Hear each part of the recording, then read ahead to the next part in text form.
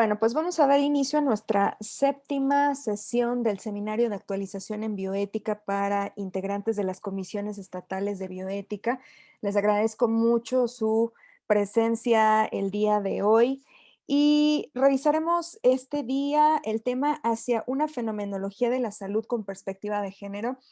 Y para ello tenemos una invitada muy especial el día de hoy, es la doctora Lucía Sitia, a quien le agradecemos muchísimo el tiempo que está destinando para estar platicando aquí con nosotros, para dialogar sobre este tema que es muy interesante y que definitivamente teníamos que integrar al seminario de actualización en bioética.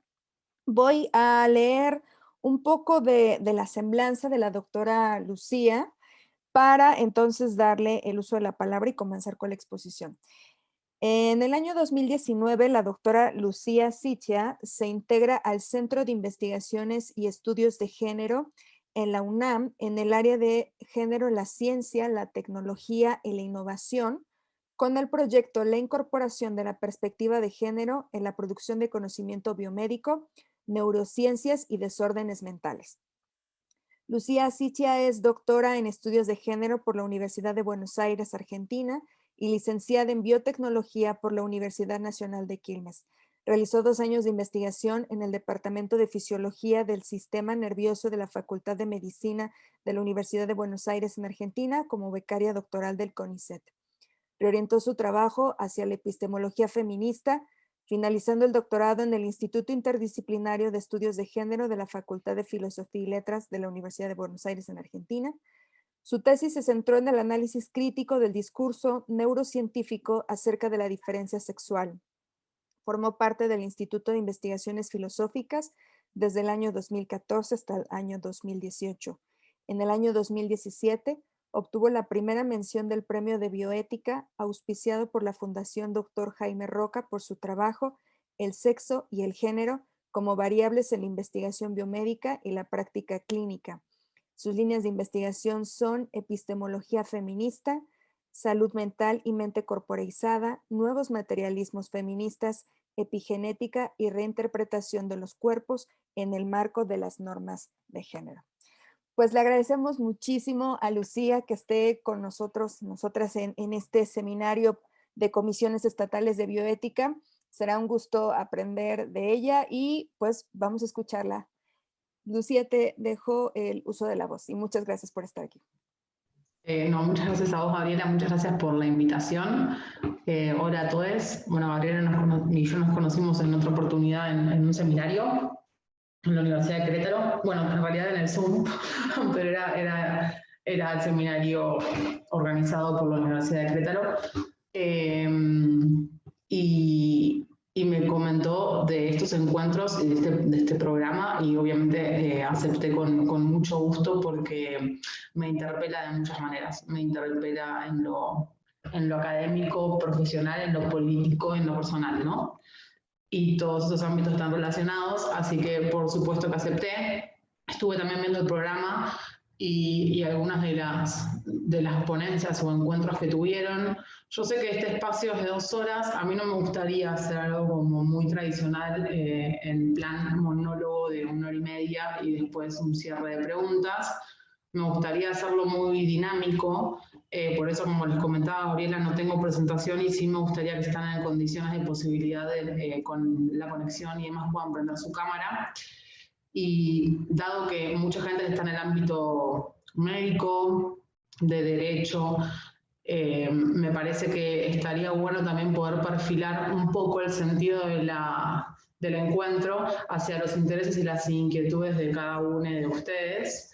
Y también hay algo fundamental que me gustaría charlar antes de comenzar con ustedes, y es si en los encuentros anteriores, más allá de algunas temáticas que tenían que ver con la salud reproductiva,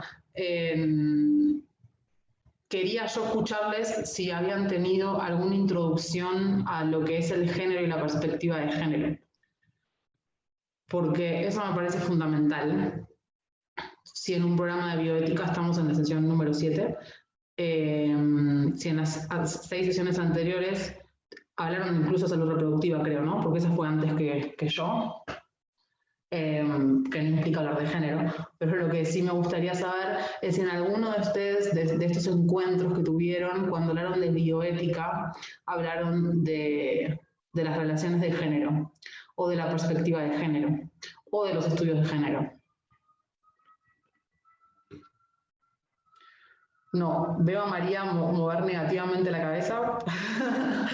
No, sí, como tal no se ha abordado el tema de, en particular en este seminario, un poco en la primera sesión de bioética en Latinoamérica se hizo una breve referencia en la sesión de derechos reproductivos y laicidad, pues no tanto, pero de manera general creo que hemos tenido otras capacitaciones donde se habla de este asunto, salvo que me desmienta, pero específicamente en el seminario no lo hemos visto así en específico. Bueno, muchas gracias, Gabriela. Y otra pregunta es si tuvieron oportunidad de leer el texto que circuló, Gabriela. No, algunas, Ana no, Hugo, ¿sí? Bien. Todas estas preguntas son para ver un poco cómo hacer una introducción. Y acá quiero romper un poco con algunos mitos.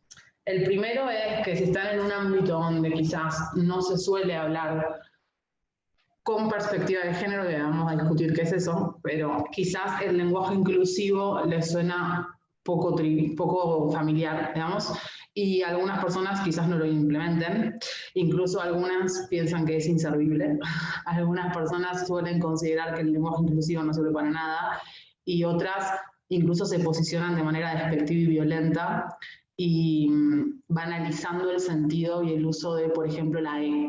Esto lo traigo a colación porque es una discusión que está muy álgida y yo les quiero contar mi posicionamiento porque yo voy a hablarles con lenguaje inclusivo, voy a hablarles con la E para un ahorro del lenguaje, no voy a decir todas, todos, todes, que tienen sus significados diferentes, sino voy a decir todes. Y esto por dos motivos. El primero de ellos es que la idea del lenguaje inclusivo no nace de nuevo, básicamente es un proceso histórico y tiene que ver con la ausencia o la visibilización, digamos, la invisibilización de las personas feminizadas. ¿Qué quiere decir? Que incorporamos como el uso correcto la marca lingüística de género masculina en equivalente al universal, ¿no? Y esta idea de lo masculino como universal no es inocente y no es un lenguaje correcto, sino que es un lenguaje producido y articulado en los procesos de la modernización para afianzar en la producción de conocimiento a un tipo de sujeto.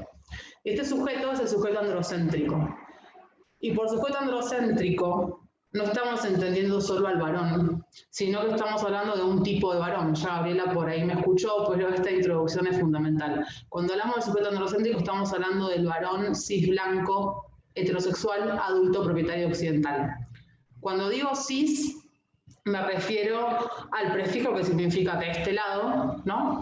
Y es para identificarnos las personas que continuamos asignándonos el género que se nos impone al nacer. Todo esto que estoy hablando del lenguaje y que parece ficcional o que parece de alguna manera negar la realidad biológica, vamos a ver que no es así, sino que es todo lo contrario. Es un análisis crítico de cómo interpretamos los cuerpos a la luz de la producción de conocimiento encarnada por este sujeto androcéntrico desde la modernidad. Esto no es porque se inventan las relaciones de género en la modernidad, sino que hay un cambio en cómo se justifican estas relaciones de género a partir de la modernidad. Entonces, los escritos que tenemos desde la antigüedad, desde el corpus hipocrático, hablan de diferencias en torno a las posibilidades reproductivas. Ahora, ¿cómo se entienden estas diferencias? Van a sufrir un cambio drástico, un punto de inflexión, una transición durante el Renacimiento y que se empiezan a consolidar durante la modernidad, y es de donde vamos a hablar nosotros, desde la modernidad. Porque ahí va a haber todo un aparato de producción técnica y tecnológica que se empieza a desarrollar y articulación de diferentes disciplinas científicas para abonar a un discurso de la diferencia sexual que va a justificar biológicamente la polarización de los roles sociales en el contexto de las sociedades preindustriales, ¿Qué quiere decir esto? Que se va a justificar biológicamente que las mujeres tienen como destino biológico la maternidad y el cuidado. Y se van a polarizar los espacios en ese sentido. El espacio público va a ser legítimo para los varones y el espacio doméstico va a ser el espacio legítimo para las mujeres. Ahora bien, volviendo al tema del lenguaje, cuando se empieza a visibilizar desde los estudios de género que la O no es neutral, estamos hablando de una neutralidad que justo viene también con un sistema de valores desarrollado desde la modernidad. Y es un sistema de valores caracterizado por ser dicotómico. Y es que va a contraponer pares de valores como excluyentes y exhaustivos.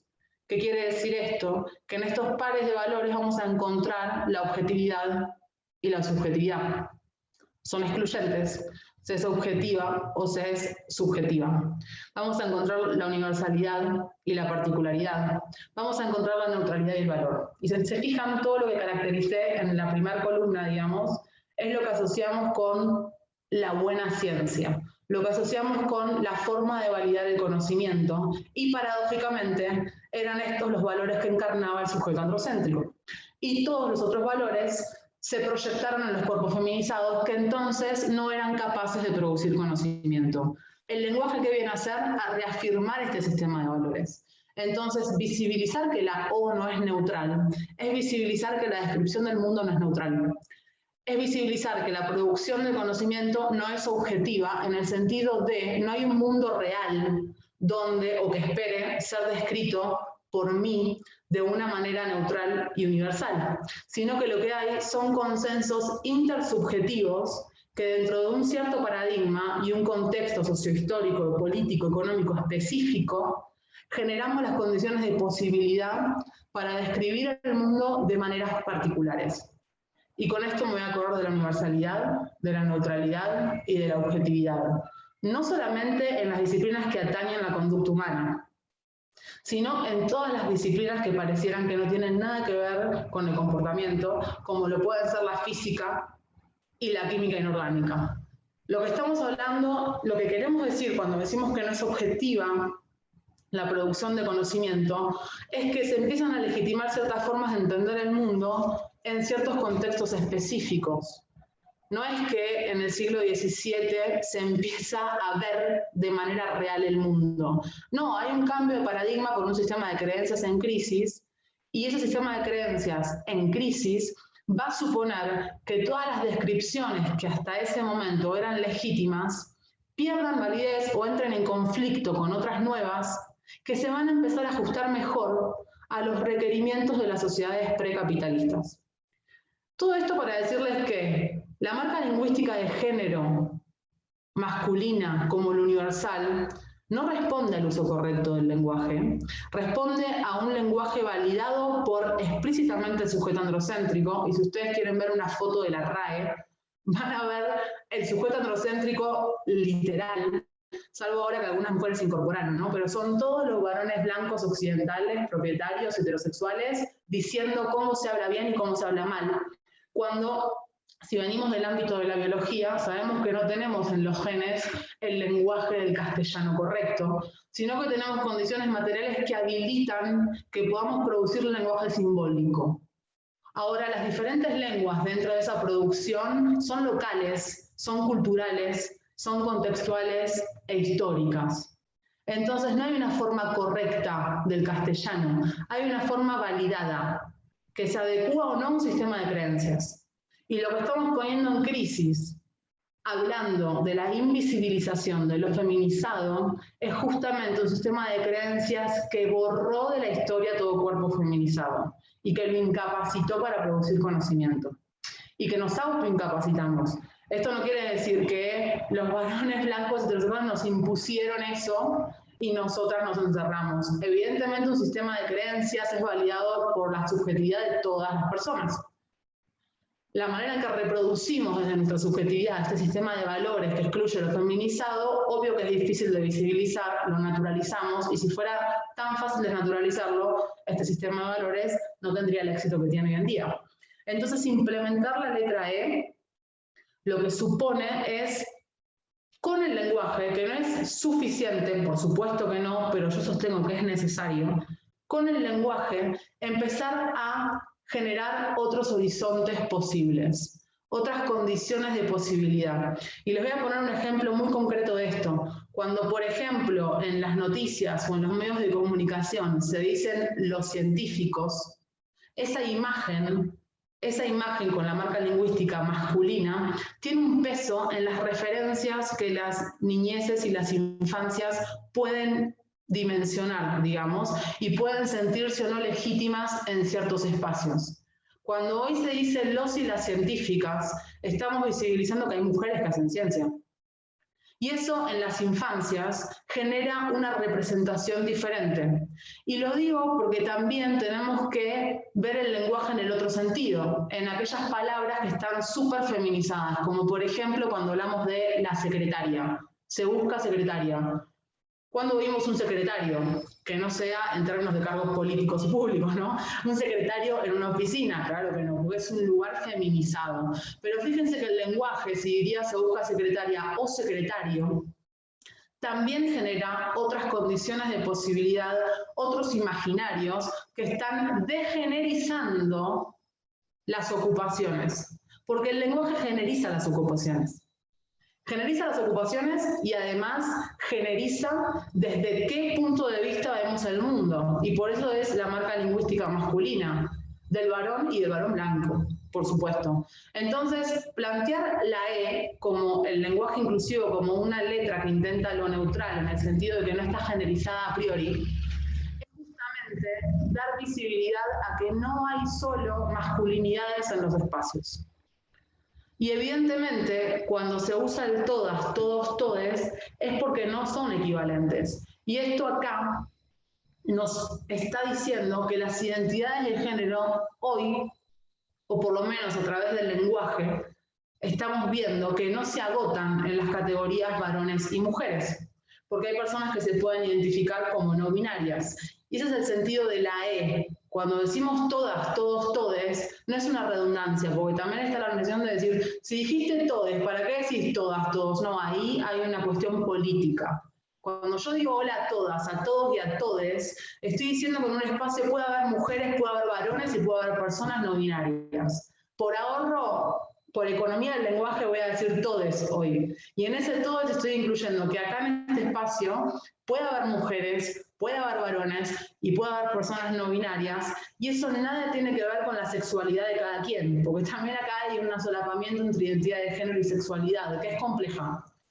Y esto lo empiezo a hablar así, porque también suele haber una banalización de los estudios de género y que todas las personas pueden hablar de género, porque es algo fácil.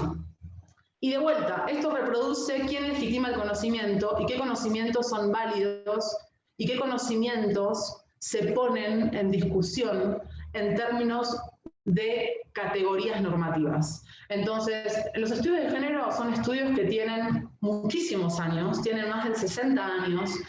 La epistemología feminista tiene otros 50 años, hay un montón de bibliografía y de literatura al respecto, y eso implica que como yo no puedo hablar de ingeniería, porque no soy ingeniera, las personas que son ingenieras, aunque sean mujeres, no las habilita que sepan de género y de estudios de género y de epistemología feminista.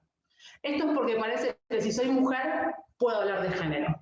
Y eso es falso por dos motivos. Uno es porque hay un montón de bibliografía y de estudios y de teorías y que necesitamos formarnos para eso.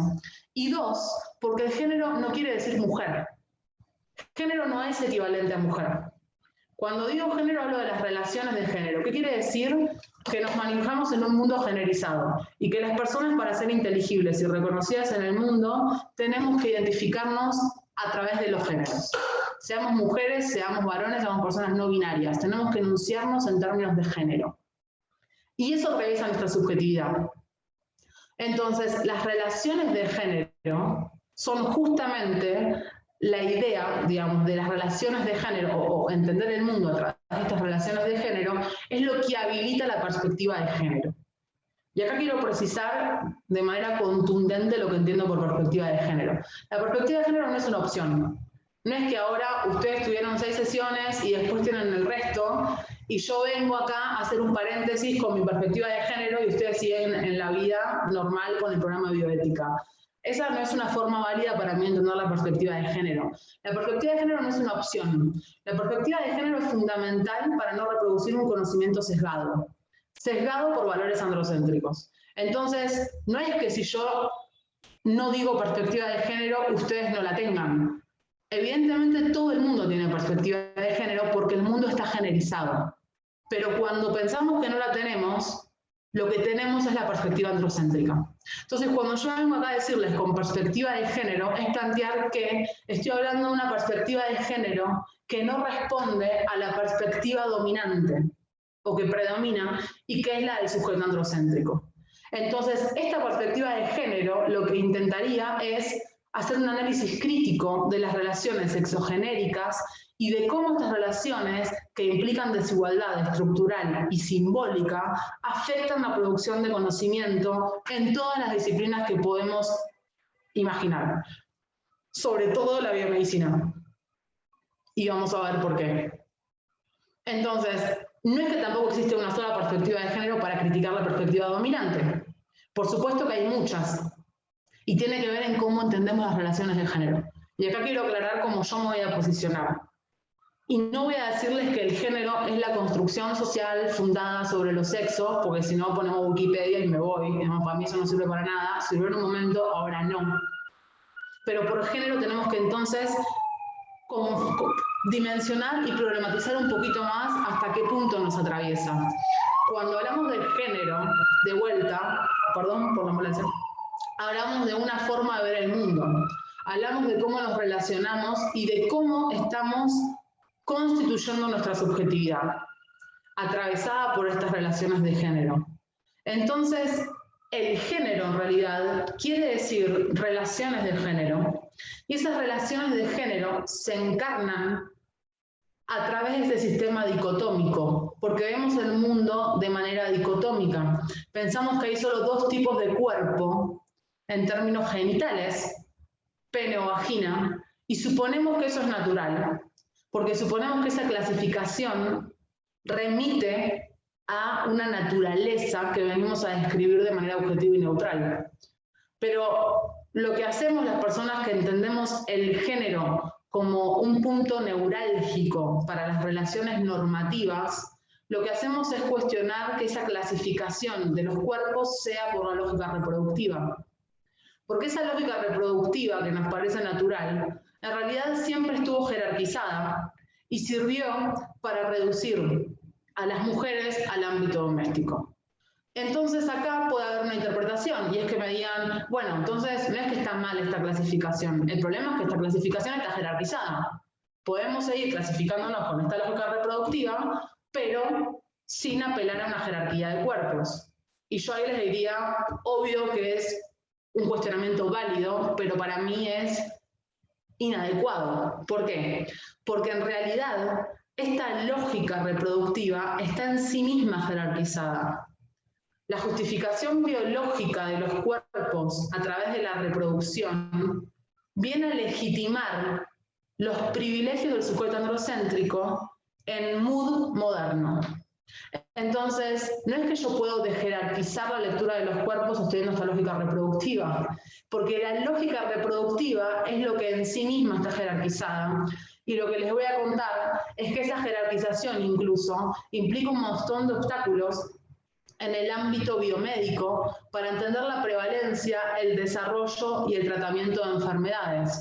Porque no hay lugar donde más se legitime el sexo, y ahora sí entendiendo el sexo como el cuerpo sexuado, como la genitalidad, no hay donde más se justifique el sexo, o que se legitime el sexo, que en el ámbito biomédico. Y sobre todo para entender las prevalencias. Sobre todo para decir el sexo importa, porque atraviesa la forma de enfermar. Bueno, lo que yo les voy a contar hoy es que esta idea es biologicista. Esta idea es un sesgo, una interpretación sesgada de la teoría evolutiva. Y esta idea viene a obstaculizar una verdadera o una mejor comprensión del cómo enfermamos, que sigue circunscrita a una lectura genocéntrica y a una lectura rígida e inmutable de lo que somos en términos de organismo. Y entonces, ¿de dónde viene esta lectura? Por supuesto, de la lógica mecanicista. Y como ustedes sabrán, la lógica mecanicista tiene un desarrollo muy fuerte durante la modernidad, desde el siglo XVII, y va a atravesar la lectura de los cuerpos, sobre todo durante el siglo XIX, cuando empiezan a confluir diferentes disciplinas científicas que abonan a esta lectura y que tienen muchos problemas, sobre todo en el ámbito de la salud mental, que no me voy a adentrar sobre todo en la salud mental, pero déjenme decirles que es nefasta esta lectura porque lo que supone es reducir la mente al cerebro, ¿no? La idea cartesiana de alguna manera es retomada por la institucionalización de la ciencia y lo que va a suponer es que la explicación del mundo en lenguaje matemático, físico-matemático, anclada en una mirada positivista que tiene un auge durante el siglo XIX, se va a incluir en esa lectura el cuerpo y la mente. Entonces la mente va a ser reducida al cerebro. Esto en el ámbito de la salud mental es un problema por muchos motivos que no vamos a discutir tanto acá. Pero el otro problema entonces es que cuando hablamos de una enfermedad, hasta desde una infección, les puedo decir, y enfermedades autoinmunes, cualquier enfermedad que podamos decir que tiene una prevalencia, lo que entre mujeres y varones, ¿no? Lo que se va a suponer a priori es que esta prevalencia se explica por la diferenciación sexual. Entonces, vamos a adentrarnos en el dogma clásico para entenderla, y lo que vamos a suponer que la diferenciación genital a partir de los cromosomas sexuales, que desencadenan la diferenciación de las gónadas, y a su vez esta diferenciación de las gónadas supuestamente diferencian el cerebro de acuerdo a dos tipos, van a hacer de los cuerpos un cuerpo o una lectura dimórfica. Es decir, que la lógica reproductiva lo que supone es que las posibilidades reproductivas implican dimorfismo sexual. Que una persona tenga un pene y otra persona tenga vagina hace que cada órgano, cada tejido, cada célula tenga sexo, supuestamente. Y además que ese sexo es la causa, si no única, principal para explicar las expresiones biológicas, para explicar las diferentes prevalencias, para explicar sobre todo la farmacocinética, quizás la farmacodinámica, aunque ahí también tenemos un problema, pero lo que se supone es que entonces hay un dimorfismo sexual, y este dimorfismo sexual, lo que les venía diciendo, no es atemporal e histórico, sino que es una lectura de los cuerpos que empieza durante la modernidad. Y pensar que esa es la lectura correcta, y en realidad antes estaba todo el mundo equivocado, es un poquito subestimar por qué durante tantos años de historia prevaleció otro tipo de lectura afianzada en justificaciones metafísicas, porque esta lectura tiene menos de 300 años, digamos, y la que conocemos, que tiene que ver con justificaciones metafísicas, por lo menos existía en el siglo V antes de nuestra era. Entonces, suponer que ahora estamos ante la verdad es tener incluso una narrativa androcéntrica de la historia de la ciencia. Androcéntrica moderna, que es la idea de linealidad y progreso. Que de repente, en el siglo XVII, cayó la iluminación a cierto grupo de personas, un grupo de sujetos androcéntricos básicamente, y empezaron a describir el mundo de manera correcta, y entonces ahora nos adentramos y profundizamos más en ese mundo correcto, y esa profundización implica sobre todo una descripción molecular. Y, para lo que nos compete, una descripción molecular de los cuerpos. Entonces, el título de la ponencia, cuando hablé de una fenomenología, me referí un poco a romper con esta perspectiva de la tercera persona, que es la descripción objetiva y científica de la salud y de la enfermedad, ¿no? ¿Por qué? Porque también durante la modernidad, sobre todo en el siglo XIX, y sobre todo con las producciones de las vacunas, que no se inventa hoy en Occidente y en la modernidad, tienen muchos años de existencia, pero cobra sentido en una forma de ver el mundo donde hay que intervenir el cuerpo, hay que intervenir la naturaleza, hay que intervenir todo. Sobre todo en ese periodo, digamos, lo que va a aparecer es la enfermedad, y lo que va a desaparecer es la persona enferma. La enfermedad se va a imponer como una entidad abstracta. Y ahí tenemos que caracterizar qué es la enfermedad. Y desde esa perspectiva, fíjense, es cómo interpretamos a la persona que no es enferma, no está enferma la persona, sino que tiene enfermedad. Entonces hay una descripción en tercera persona en ese sentido, en una descripción científica del cómo esa persona está, basándome en parámetros obviamente objetivos, ¿no? Supuestamente objetivos, parámetros fisiológicos que están estandarizados para saber medir y regular las funciones vitales. Esto acompañado de técnica y tecnologías, del estetoscopio, ¿no? Hasta la medición de la presión arterial, la infección, etc. Cómo yo mido parámetros en el cuerpo que van a determinar si una persona tiene enfermedad o no. Y no voy a decir está enfermo o no, porque ahí, lo digo a propósito, perdemos esta idea subjetiva del cómo me siento. Y por eso le doy una fenomenología que intenta recuperar la vivencia desde la primera persona, del cómo me siento. Esto no está negando la materialidad del cuerpo, esto no está negando que existan funciones vitales que pueden tener fallas en nuestros parámetros que estamos hablando, pero lo que sí está negando es que los parámetros que mido son necesarios y suficientes para saber cómo está una persona. Y esto lo podemos ver en nuestros casos y en nuestras experiencias. No todas las personas reaccionan igual ante una misma enfermedad y no todas las personas reaccionan igual ante un mismo tratamiento. Y no todas las personas se recuperan igual y no todas las personas se sienten igual ante los supuestos parámetros objetivos. Entonces el cómo me siento trasciende esta descripción objetiva de los parámetros fisiológicos y funciones vitales que estoy midiendo a través de un aparato técnico y tecnológico. Desde esa perspectiva es de la que les hablo de la fenomenología de la salud. Y eso tiene que ver con una perspectiva para mí de género, porque justamente lo que supuso la narrativa androcéntrica es enajenarme en mi propia experiencia. La autoridad epistémica, embestida en mi cuerpo médico, habla por mí, ¿no? Me dice cómo me siento.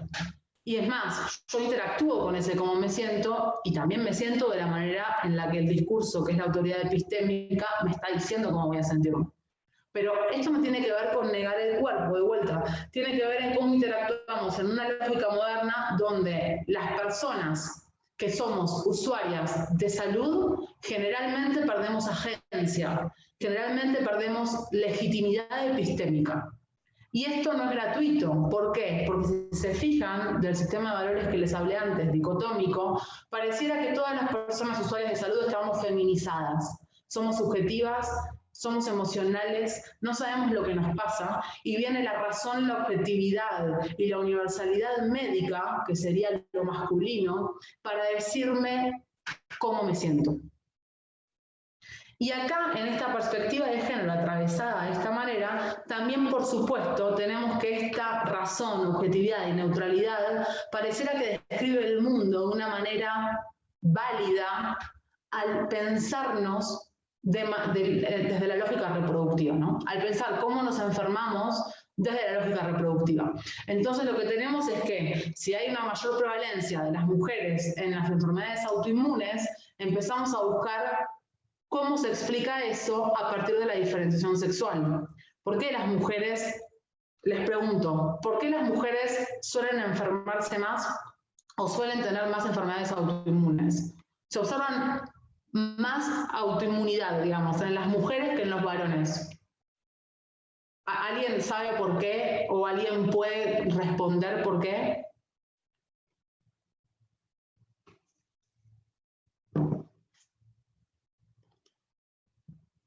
Acá hay gente de medicina y enfermería, o sea, dudo que no sepan eso, por lo menos que existe esa prevalencia, y me gustaría saber cómo la interpretan. O hablemos de algo más actual, si quieren, hablemos del COVID. Los hombres mueren más que las mujeres. ¿Cuál es la primera explicación? ¿Puedo participar? Claro. Hola, una disculpa que no prenda la cámara, pero mi internet es muy malo, entonces se perdería el ancho. Bueno, creo que lo que ha expuesto es un tema muy interesante y en específico yo no soy ni médico ni enfermera, pero creo que tiene que ver un poco con la forma en la que son educados a veces los hombres o estas expectativas que se tienen sobre ellos, ¿no? O asumir el riesgo. Por ejemplo, cuando uno es adolescente, es más fácil que una mujer logre salvarse de una pelea o sea, a nosotras no nos presionan como estar mostrando todo el tiempo o estarnos reafirmando que somos fuertes, poderosos. Y creo que en el sentido de por qué enferman más los hombres del COVID, digo, médicamente, la verdad, no me he puesto a estudiarlo, debe haber tal vez alguna explicación, pero creo que sí asumen mayores riesgos, o sea, son mucho más descuidados en la protección de la salud, y eso también se explica por qué los hombres buscan la atención médica o lo retrasan más que las mujeres. Normalmente las mujeres acostumbradas al cuidado de los otros, que también las mujeres, por ejemplo, cuidan a otros, pero ellas retrasan su propia atención, ¿no? Pero creo que va un poco por ahí, ¿no? Como que estas expectativas que se tienen hacia los hombres de qué es lo que deben o no hacer tienen un impacto en su salud, y creo que va por asumir mayores riesgos o ser más descuidados. Muchísimas gracias, Marina. Bueno, Marina habló de las relaciones sociales atravesadas por el género, ¿no? Acá no estamos hablando acerca de una genitalidad que causa biológicamente que el varón se pelee, salvo que pensemos que las personas con pene tienen masculinizado el cerebro y los vuelve más agresivos, algo que de hecho es lo que predomina en el discurso neurocientífico, ¿no? La idea de dos cerebros a partir de la diferenciación genital, porque mayores niveles de testosterona masculinizan el cerebro de las personas con pene, y esa masculinización explicaría ciertos comportamientos sociales que se justifican por los roles que nuestros ancestros tuvieron en la reproducción. Es decir, hablamos de la teoría evolutiva de Darwin como si fuera una adaptación esquemática, una programación mecánica, desvinculada del ambiente, que va a producir cierto tipo de comportamiento que efectivamente es lo que llamamos, en nuestro caso, de los estudios de géneros, comportamiento generizado. Es decir, lo que decía Marina, los mandatos de la masculinidad. Las personas leídas con pene tienen ciertos regímenes normativos del cómo comportarse, pero discutimos que esas normativas en realidad sean una extensión de una programación prenatal, evidentemente. Y acá puedo ahondar en los detalles del por qué, aunque no quiero profundizar tanto en esto, si quieren sí, pero a priori digamos que lo que plantea Marina es lo que entendemos por las relaciones de género. Es decir, que el mandato de la masculinidad implica que el varón se comporte de determinada manera en el espacio público, y eso podría explicar que se exponga más a situaciones de riesgo, en este caso, a situaciones en estados de contingencia y de pandemia, que implican el contagio. Ahora, Marina aclaró que no venía ni de medicina ni de enfermería. Yo estoy segura que acá la gente que viene de medicina y de enfermería no está de acuerdo con Marina, o que en tal caso dice que sí, que puede ser, pero eso no es el único factor. Y de hecho, Hugo nos escribió un poco. Sí, acá hay varios comentarios. Mira, dice Hugo, según la literatura se menciona que por la asociación entre el sistema inmune y las hormonas. Silvia Santoyo, se cree que las mujeres se enferman más porque se les detectan mayor cantidad de enfermedades. Los hombres no van al médico, las mujeres van al médico. Berta Isabel nos dice, lo masculino y lo femenino son constructos sociales intencionales, es decir, identidades dominantes de género. La categoría género, diferenciadora de hombre-mujer, se cruza con otras categorías como clase, etnia, religión, etcétera, para su constructo. Los mecanismos de construcción de identidades son complejos y originan modelos como referentes sociales de poder en la sociedad, conceptos positivos y negativos de lo que son hombres y mujeres, funciones y valores sociales. Y finalmente, Rodrigo Ramos nos dice, la psiconeuroendocrinoinmunología, espero haberlo dicho bien, explica parte de los fenómenos equilibrio, fisiología y enfermedad. Biológicamente existen diferencias entre el cerebro masculino y diferente adicional a patrones ambientales. Muchas gracias, Gabriela. Bueno, hay muchas cosas en el chat. Lo que me gustaría profundizar un poco es de qué manera el sistema inmune interactúa con las hormonas. ¿De qué manera el sistema inmune es diferente? A ver, ¿qué sabemos? ¿De qué manera hay dos cerebros?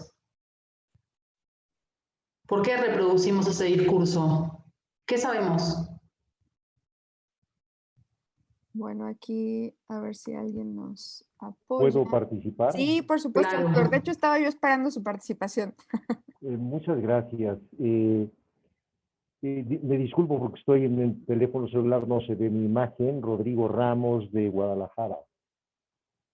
Los patrones de conducta tienen un componente génico y un componente epigénico. El componente génico se vincula al apellido, a los genes y a patrones conductuales desde la etapa del desarrollo filogenético, es decir, desde otras especies, y desde la ontogenia, que es el desarrollo del propio cerebro humano. Existen periodos sensibles, como es el de la diferenciación sexual durante la etapa intrauterina, que marca ya entonces la expresión no solo génica, sino fenotípica del sexo. Eso entra en un periodo silente y se vuelve a reactivar en la adolescencia por la influencia hormonal. Adicionalmente, los componentes epigenéticos son los de carácter ambiental, social, antropológico y cultural.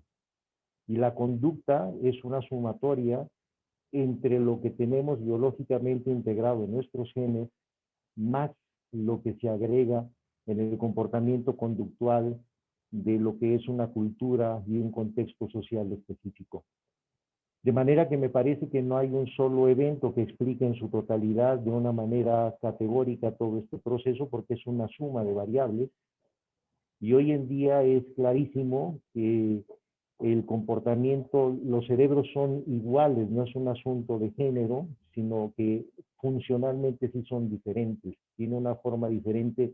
El cerebro femenino tiene habilidades que el cerebro masculino no tiene. Y a su vez hay otro tipo de dominios en el cerebro masculino y femenino. Entonces, para no entrar en detalles como más allá del escenario de esta sesión, creo que es una consideración más en la parte neurobiológica o psicobiológica, en la parte conductual, que es una variable que interviene, que si bien no es determinante, junto con los factores de tipo ambiental o epigenético, son los que definirán el patrón de una conducta en términos globales. Gracias, espero que esto contribuya. No, muchas gracias a vos, Rodrigo. Yo quiero entrar en detalles. Lo que dice Rodrigo es básicamente lo que se dice desde el discurso predominante, salvo que haya diferencias en el sentido cualitativo en los cerebros, eso no predomina.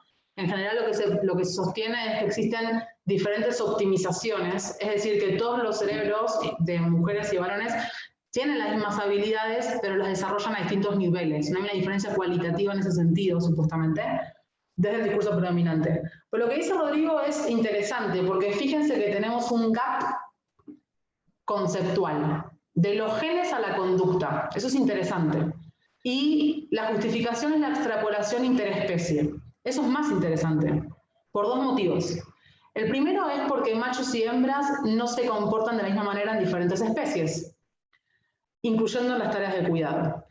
El segundo motivo es porque la extrapolación implica no considerar lo que nos caracteriza como especie, que es nuestra alta plasticidad. Y en este sentido yo coincido con Rodrigo que hay condiciones materiales, como las planteé antes, que habilitan, por ejemplo, que seamos capaces del lenguaje simbólico, que habilitan que podamos desarrollar un montón de capacidades y habilidades. Pero esa habilitación, una cosa es en términos de especie y otra cosa es suponer que está diferenciada de acuerdo al sexo. Entonces acá tenemos un gap conceptual. ¿Cómo de los genes salto a la conducta? ¿Cuál es la explicación? ¿Cómo en el código genético yo voy a decir que las habilidades visoespaciales están optimizadas en los cerebros de las personas con pene? ¿Cómo lo hago eso? ¿Cuál es la justificación de los genes a la conducta, a las habilidades cognitivas y conductuales? ¿Cómo es que de los genes, desde los genes, a partir de los genes, puedo suponer estados mentales sexoespecíficos? ¿Por qué estamos validando tanto este discurso? Perdón, sí tengo que intervenir en eso porque hay un aval científico al respecto. Hay un gen que es el DRWD, que es el gen del alcoholismo. El alcoholismo no es un asunto estrictamente ambiental. La conducta violenta también tiene implicaciones biológicas y no solamente está relacionada con el aspecto del entorno, de un entorno violento. Hay depresión que tiene un componente genético, hay familias con depresión, aunque no tengan ningún motivo ambiental. Hay genes para la esquizofrenia, existen genes vinculados a la epilepsia. Entonces, hay una serie de evidencias científicas que documentan que si bien no es la variable absoluta, porque esto entonces para que alguien sea alcohólico requiere el componente génico y que las condiciones ambientales también sean proclives a consumir alcohol. Pero igual alguien puede tener los genes y si el medio ambiente no le favorece, puede no ser alcohólico. Entonces esto es uno de los varios ejemplos que sí vinculan de manera puntual la neurobiología de la conducta, que tiene un componente preestablecido que va en nuestros genes y que no podemos borrarlo. Lo que sí podemos modificar es las condiciones ambientales. Bueno, muchas gracias, Rodrigo. Vamos a seguir profundizando. Primero, acá hay que aclarar algo para mí que está súper bueno, que también está en el chat. Una cosa, vamos a hacer una distinción. Son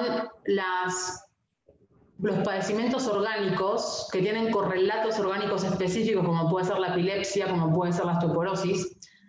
Y otra cosa son los padecimientos que no tienen correlatos orgánicos específicos, como es el alcoholismo, como es la depresión y como es la esquizofrenia. Y esto me toca de lleno porque trabajo en salud mental.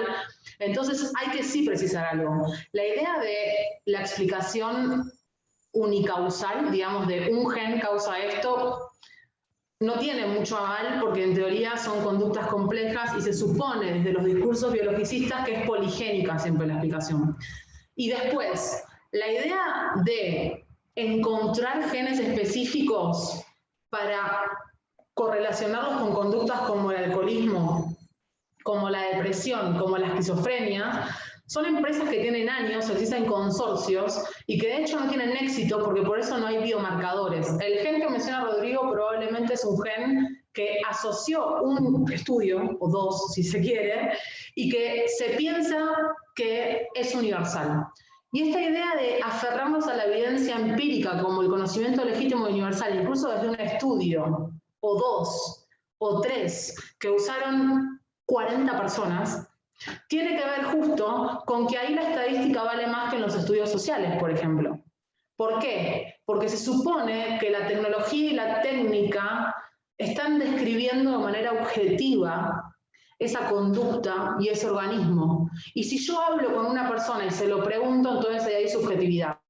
Pero si me adentro en su sistema molecular, estoy sabiendo más incluso que esa persona misma. Porque está la idea, justamente, de que un conjunto de genes me predispone a ciertos estados mentales. Y acá voy a un segundo factor. Alcoholismo, depresión y esquizofrenia son todos estados propios de nuestra especie. Son todos estados propios de nuestra especie. Somos la única especie adictiva, aunque claro que hay estudios en ensayos preclínicos en ratas, por ejemplo, que se les da cocaína y se las vuelve adictas, ¿no? Para entender justamente estas prevalencias. Y evidentemente es una extrapolación sesgada por muchos motivos. Pero lo interesante es que esta idea de encontrar los genes que predisponen a, tienen que ver con buscar una explicación específica para conductas singulares de nuestra especie. La depresión no tiene una sintomatología específica. O sea que hay un abanico de síntomas donde se diagnostica homogéneamente con depresión y después, a raíz de eso, se busca el subyacente esencial que la causa. Idem con la esquizofrenia. De hecho, está muy en discusión plantear que en la psiquiatría existen clases naturales como tal. Las clases naturales remiten a cortar la naturaleza por sus articulaciones, ¿no? Buscar esas causas necesarias y suficientes para explicar un tipo de conducta, algo que es una empresa sin éxito, incluso hoy. Y acá lo que tenemos que problematizar, entonces algo que trae Rodrigo, que es súper importante, es por qué pensamos que un conjunto de genes va a explicar una conducta específica que tiene que ver con estados mentales complejos. Y la explicación es que puede haber ese fundamento si conseguimos que nuestra mente es lo que hace el cerebro. Una lectura cerebrocéntrica y además reduccionista. Y esto está muy discutido en filosofía, y no es que la filosofía es un área que no sabe o sabe menos que la medicina empírica. De hecho, la filosofía de la ciencia ha hecho aportes fundamentales a la producción de conocimiento neurocientífico. Y les digo esto viniendo de neurociencias y viniendo de investigar justamente un receptor de serotonina de la corteza prefrontal asociado a déficits de flexibilidad cognitiva y que se supone que es un síntoma común de las personas con cierto tipo de psicosis como la esquizofrenia. Vengo de ahí. Imagínense que esa pretensión la conozco de primera mano. Ahora, por algo la empecé a criticar, porque me di cuenta que era sesgada y que venía de una narrativa de la conducta propia del sujeto androcéntrico moderno, que sea algo que lo caracteriza es el sesgo biologicista, y es pensar que la biología, aunque no sea determinante, predispone a. Esto no es negar de vuelta la materialidad y que no haya predispositores biológicos, pero nunca podemos a priori fundamentar que existen para complejidades o conductas que implican estados mentales propios de nuestra especie. Otra cosa es hablar de osteoporosis, otra cosa es hablar de epilepsia. Podemos hablar de Parkinson y podemos hablar de Alzheimer, que tienen correlatos neuronales específicos, aunque no sabemos qué los causan, ¿eh? Pero sí sabemos que hay muerte celular. Sí sabemos que hay neuronas dopaminérgicas comprometidas en el Parkinson. Lo sabemos. Sí sabemos que hay precipitación de priones en las personas con Alzheimer. Lo sabemos. ¿Qué lo causa? No. Pero tenemos correlato orgánico específico. ¿Lo tenemos para el alcoholismo? Claro que no. ¿Lo tenemos para la esquizofrenia? No. ¿Lo tenemos para la depresión? No. Lo que suponemos es que está exacerbado en el caso de las adicciones el sistema de recompensa, que se llama. Sistema de recompensa que de vuelta es un sistema que tornamos en común con todas las especies, aunque seamos la única que presenta adicciones, ¿no? Es un sistema de recompensa asociado con poblaciones de neuronas dopaminérgicas, que proyectan a un área que se llama el área ventral tegmentada, y que esa área está asociada con el sistema de recompensa. Y eso explica las adicciones. A ver, una cosa es decir, las personas que son adictas al alcohol tienen exacerbado el sistema de recompensa. Bien, ¿pero eso implica una predisposición genética? No lo sabemos, eso es un apriorismo. Lo que sí sabemos es que la adicción obviamente modifica el cuerpo, modifica el organismo y sobre todo modifica el cerebro. El cerebro es aprendizaje y memoria. Nuestra experiencia nos modifica totalmente. Pero otra cosa es cometer el sesgo de causalidad muy corriente, sobre todo en los estudios neurocientíficos. Pensar que una correlación es un dato causal.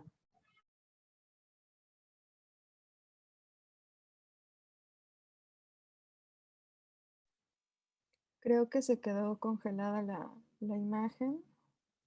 ¿O solo soy yo? No, ¿verdad? Se quedó congelada. No, sí se perdió. Vamos a ver si... Me congelé. Ahí está ya. Listo. Me quedé en el sesgo de causalidad. Ese sesgo de causalidad lo vamos a ver en todos los correlatos que se observan en cualquier disciplina biomédica. En todos los correlatos. Si tenemos un correlato entre genitalidad, ¿sí me escuchan? ¿Se escucha bien? Sí, te escuchamos muy bien. Sí. Gracias. Si tenemos un correlato entre genitalidad y COVID, lo primero que hacemos que es buscar todos los parámetros diferenciados supuestamente por sexo para entender esa prevalencia. Pero, como dijo Marina, no pensamos en las prácticas de género, en las relaciones sociales que por ahí inciden en esa prevalencia. Si tenemos un correlato entre vulva y autoinmunidad, buscamos los genes asociados al sistema inmune en el cromosoma X. Y ahí apelamos a que las personas con vulva supuestamente tienen 2 cromosomas X y los mecanismos de compensación harían que, o no sé, ni siquiera de descompensación porque en ese caso no funcionaría. La idea de la expresión por ahí dual de los cromosomas X cuando no funciona la inactivación, que sería lo normal, un cromosoma inactivado, porque no se expresan los dos, ahí podríamos hablar de que esos genes, en teoría, nos predisponen a una mayor autoinmunidad por una susceptibilidad de la inflamación, por ejemplo. todas esas explicaciones que lo que hacen es decir que la prevalencia se explica por el sexo. ¿Y qué dejamos de lado? ¿Cómo afectan las prácticas de género? Si nos vamos a la farmacocinética, es decir, la absorción, la metabolización, la administración, perdón, la distribución, la metabolización y la excreción de un fármaco, si nos vamos a la farmacocinética y vemos diferencias entre varones y mujeres, ¿tiene que ver con qué? Con el sistema microsomal hepático, con la expresión enzimática que, según los genes asociados al sexo, predisponen a que las personas con vulva metabolicen de manera más lenta. Esa es la primera explicación. ¿Pensamos que es la correcta? Eso es un problema. ¿Pensamos que el sexo es la causa principal de estas diferencias? Eso es subestimar los alcances que tienen las relaciones de género, no solo en términos estructurales en las instituciones, sino en nuestro propio cuerpo. En cómo enfermamos, por ejemplo. Y acá voy a revisar con ustedes dos casos muy concretos. Uno es asociado justamente con la farmacocinética. ¿Conocen el fármaco Zolpidem? Sí, es un hipnótico que se usa para dormir, ¿verdad? El Zolpidem es uno de los pocos fármacos que está dosificado según el sexo, voy a decir, no el género, según la genitalidad. Creo que hay dos en el mercado. Uno es el Zolpidem, ¿sabían? ¿Eso lo sabían? No. ¿La gente de medicina y de enfermería lo sabía? No. ¿Saben por qué está dosificado según la genitalidad?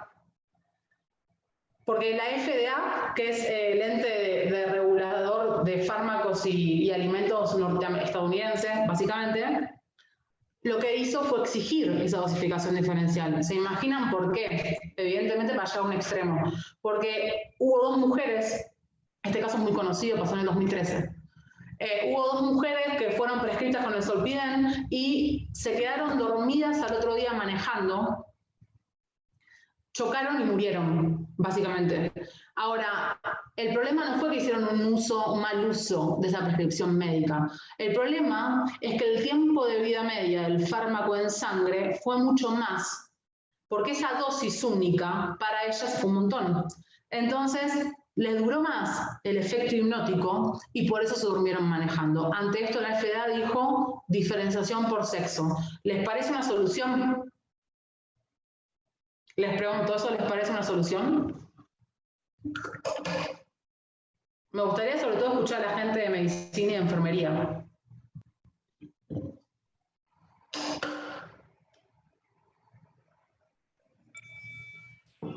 Yo me gustaría comentar referente a lo que acaba de decir. No me parece que sea una solución adecuada. Hay muchos otros factores que tienen que tomarse en cuenta, como el peso, como la edad, como el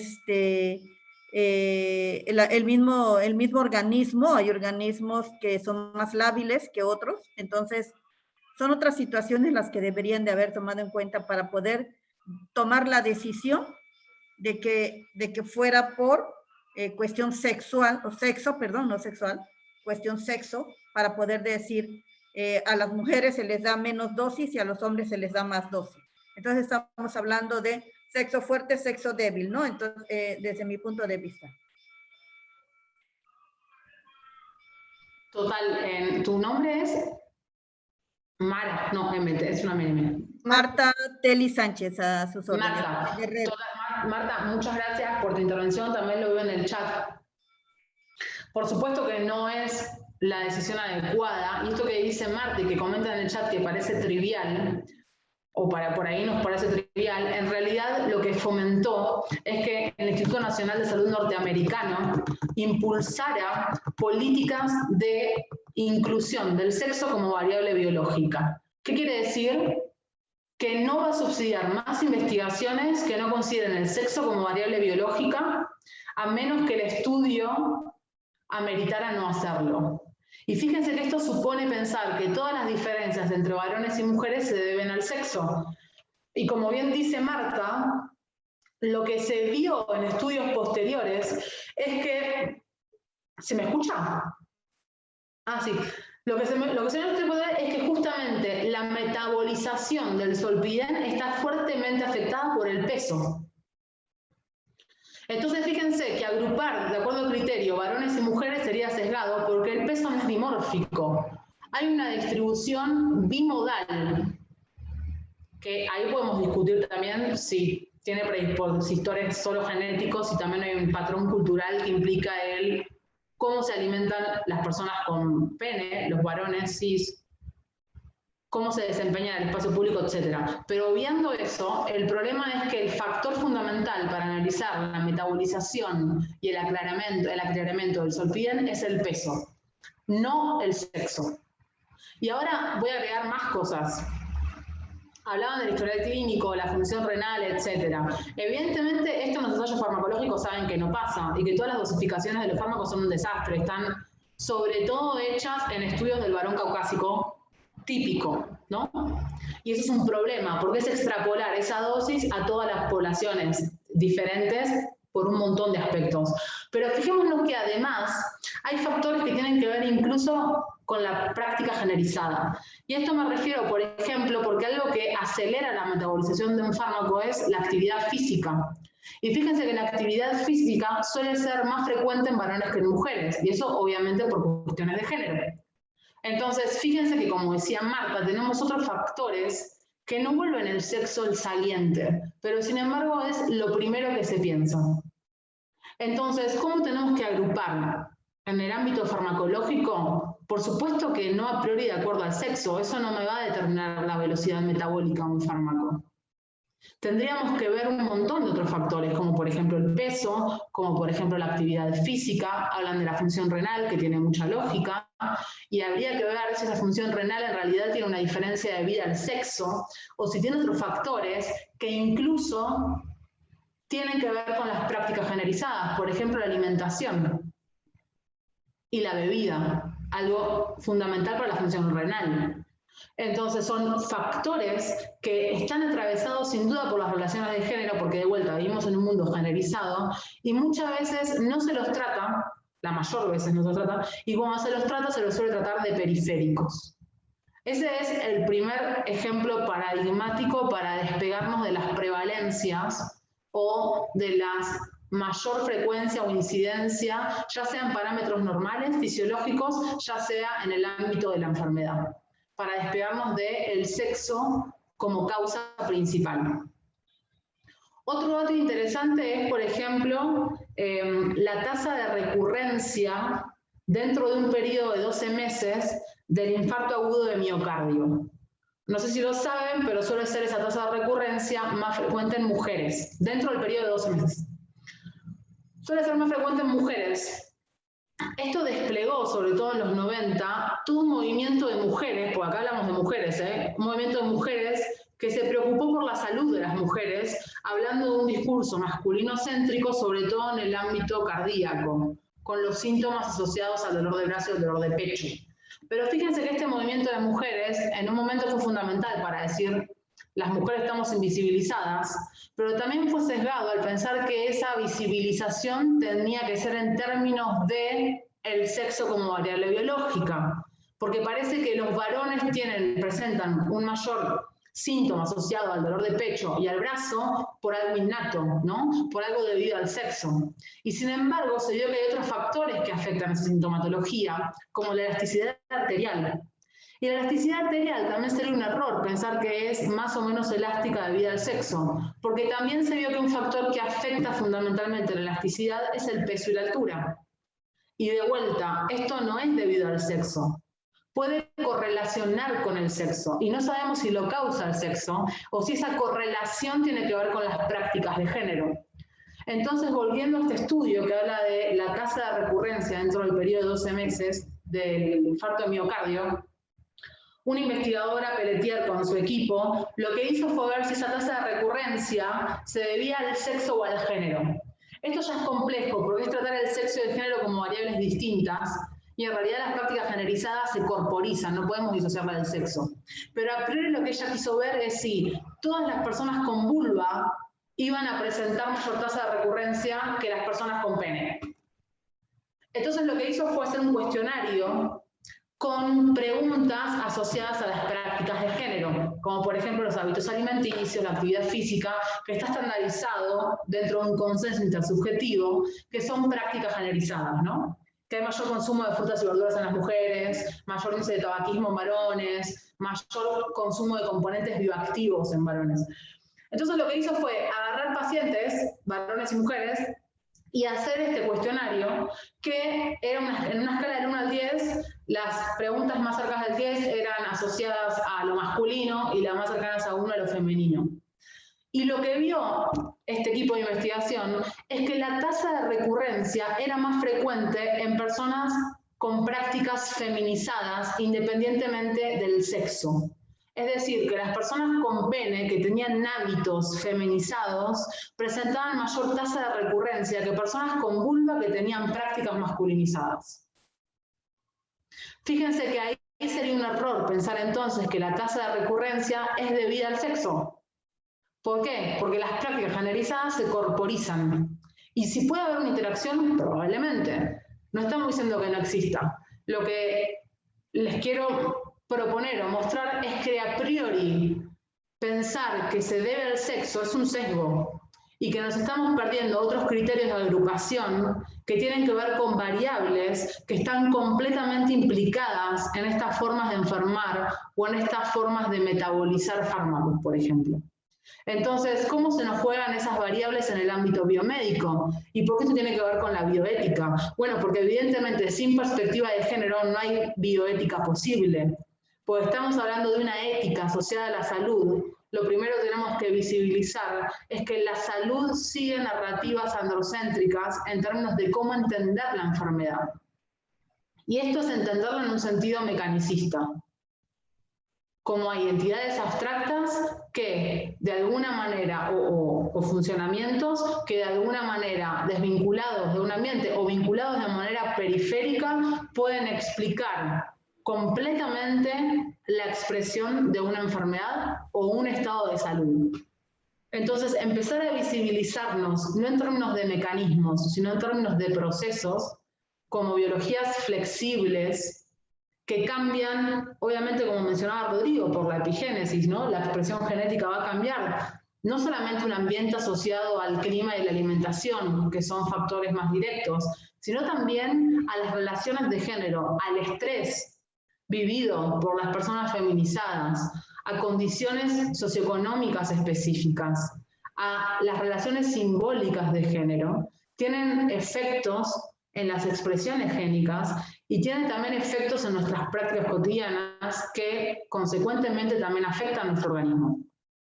Toda esa complejidad no implica que no podamos hacer ciencia, sino que podamos ser críticas y críticos en cómo estamos produciendo conocimiento y cómo estamos ejerciendo nuestra práctica clínica. A priori, pensar que si vemos una mujer cis, una vulva, estamos hablando de una forma específica de enfermar, es un sesgo, porque no sabemos las prácticas de esa persona. No estamos contemplando otras variables igualmente importantes o relevantes, como pueden ser el peso, como puede ser la función renal, como pueden ser otra serie de factores que en general pasan a un segundo plano. Y esto sobre todo en la investigación básica y clínica y aplicada, porque lo que tenemos es una extrapolación de machos y hembras roedores a la especie humana. Una extrapolación problemática, porque primero en roedores tenemos que ver si queremos estudiar. Después, por ejemplo, en cosas específicas de nuestra especie no podemos agarrar ratas y ratones de la misma manera, porque las ratas presentan dimorfismo de peso y los ratones no, por ejemplo. Entonces no serían buenos representantes de nuestra especie, se supone, porque nuestra especie no es dimórfica en términos de peso y altura. Hay una distribución bimodal, que no es lo mismo. Hay una gradación, y que esa gradación no implica que ambas modas sean producidas genéticamente, porque no podemos desatender nuestras prácticas, entre otros factores generizadas, de lo que somos, de nuestro cuerpo y de nuestro organismo. Y esto no implica solo relaciones de género, sino procesos de racialización, procesos étnicos, todos factores que generan desigualdad social que nos afectan, pero no solo con una desigualdad social que implica diferencias económicas, ¿no? Estamos hablando, fíjense, de una desigualdad social que implica hábitos y prácticas diferenciadas. Y son hábitos y prácticas que tenemos que considerar. Y después, claro, evidentemente no pensar que los cuerpos son cualitativamente diferentes. Eso es un error por muchos motivos. Y el primero de ellos es que la composición cromosómica no se puede entender como diferencial cualitativamente, porque sería negar la historia. Sería negar que el cromosoma Y, que tiene 27 proteínas, deriva del cromosoma X. E incluso una persona XX puede desarrollar testículos y pene, y una persona XY puede desarrollar ovarios y vagina. Entonces no hay diferencias cualitativas. Lo que hay es diferencia en la regulación de la expresión génica. Y esa complejidad la tenemos que tener presente a la hora de entender cómo funcionamos. Y esas funciones vitales no pueden reducirse a diferencias asociadas a la genitalidad, por todo lo que vimos y por todo lo que complejizamos. Me gustaría un poco escucharles a ustedes.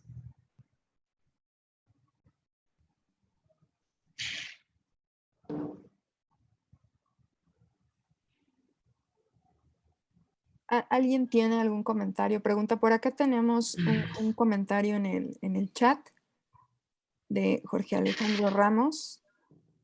La ideología de género atenta contra el patrimonio genético de la humanidad. La reproducción de la raza humana depende de sexos biológicos diferenciados.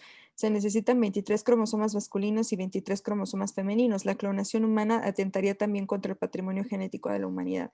No sé si es pregunta o es comentario, pero igual. Sí, yo me gustaría, Alejandro, que lo expliques un poco porque no sé a qué te referís con el patrimonio genético y de qué manera atentarían con el patrimonio 23 cromosomas en el esperma y 23 con el óvulo. No lo estamos negando.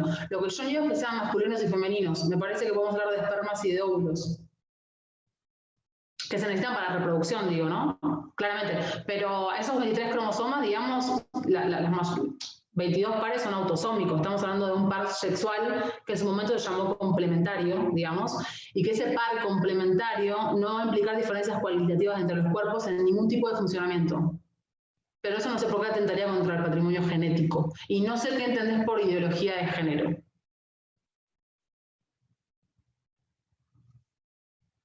No sé si Alejandro nos quiere explicar primero, y Alejandro, ya puedes participar. Hola, buenos días. Oye, ideología de género yo la entiendo aquella que un grupo quiere imponer a todos los demás grupos para autodeterminarse, para autorreferenciarse. Creo yo que si no tenemos dinero para medicina necesaria, estar discutiendo estas cosas me parecen muy lejanas todavía. Yo sí creo que la mujer debe tener su justo valor, su justo reconocimiento, su justo lugar. Yo sí creo que hay que pasar del androcentrismo a un centro más humano, y humano es hombre y mujer, pero así, diferenciado, hombre y mujer, no hombro y hembra. O sea, la diferenciación nos hace complementarios. Por eso pongo yo ahí que pensar que la ideología de género se imponga llevaría a una reproducción no sexuada, y eso dañaría el patrimonio genético. Sí, algo que mejora la raza, que mejora la sociedad, es el intercambio de unos individuos hacia otros individuos, y por selección natural se van predominando los genes más fuertes. ¿Sí? Clonar una línea de reproducción perpetuamente creo que acortaría las posibilidades. Gracias, Alejandro. Bueno, varias cosas, ya te dejo, Alejandra, varias cosas ahí. Una es, yo hablaría de genes más fuertes. De hecho, en realidad se trata, sabemos que de genes más aptos, ¿no? Porque la idea de fuerte, débil remite un poco a lo que traía Marta, que está generalizada esa idea. Lo otro es también cómo estamos entendiendo el ser mujer y el ser varón, porque si pensamos que una vulva determina el ser mujer, es pensar que el sexo determina el género. Y para eso tendríamos que creer que la vulva implica un tipo de cerebro asociado a la feminidad. Y esta idea de la complementariedad, justamente para caer en esta lógica de complementariedad genital y cerebral, es el discurso que empieza a predominar durante la modernidad, que no existió siempre, y que es en esa complementariedad intrínsecamente jerarquizada, que se naturaliza el rol de las mujeres con vulva con las tareas de cuidado. Y tenemos todo un discurso neurocientífico con esta idea de complementariedad que lo que dice es que los cerebros de las personas con vulva están optimizados para la empatía y el cuidado. Y que evidentemente es un problema, porque lo que estamos hablando es que el género que está justo jerarquizado se justifica biológicamente. Y fíjense qué curioso, porque esta idea de ideología de género, yo estoy de acuerdo, pero el punto es, ¿cuál es la ideología de género que estamos reproduciendo, ¿no? La idea de un grupo que se referencia y que impone sus ideas y su perspectiva al resto. Y si volvemos a la predominancia, que es la del sujeto androcéntrico, lo que en realidad vemos es que es esta lectura, la que existen naturalmente hombres y mujeres, porque existen dos genitalidades, supuestamente existen dos géneros, la que impone su lectura y la que hace que pensemos que el mundo se divide en dos, porque suponemos que la forma de dividirnos es a través de la reproducción, cuando ni siquiera es la lógica saliente para entender la salud. Y otra cosa es que tengamos espermas y óvulos para reproducirnos, y lo vamos a seguir haciendo, eso no está en juego, pero lo que sí estamos discutiendo es que el esperma implique el ser varón y que el óvulo implique el ser mujer.